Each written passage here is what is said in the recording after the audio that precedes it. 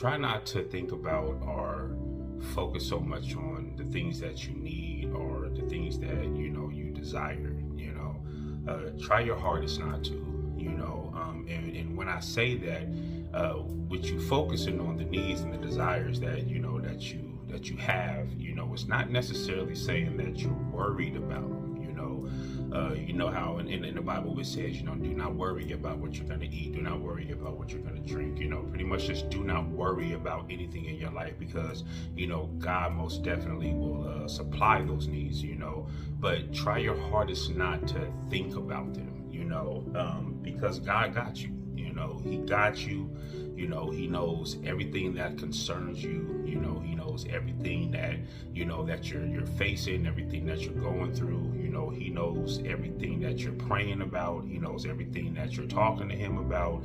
He knows everything that you're writing down in your journal. He knows what you're hoping for. He knows what you're believing in him for. He knows that you're giving it your all. He knows that your heart's desires and everything that you have within you is him, and he understands that. And it's okay to continue to bring your request to God. Continuing to ask God. And to make sure that you're not anxious for anything. And God doesn't want us to be anxious. He doesn't want us to be impatient. But at times, in that, we do become impatient.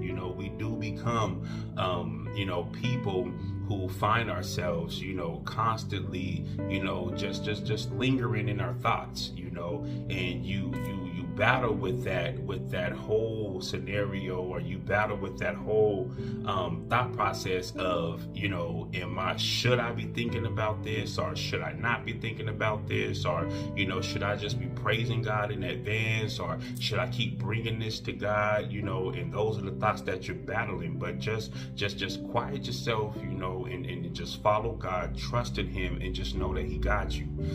He has you. He has you in his hands. He's not going to let you go.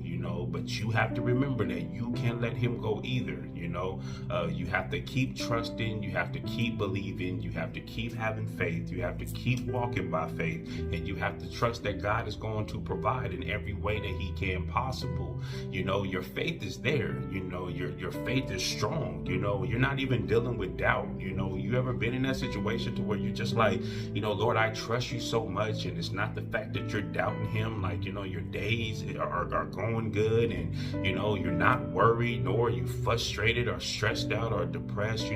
You're in a place to where you're actually feeling the joy of the Lord, but at the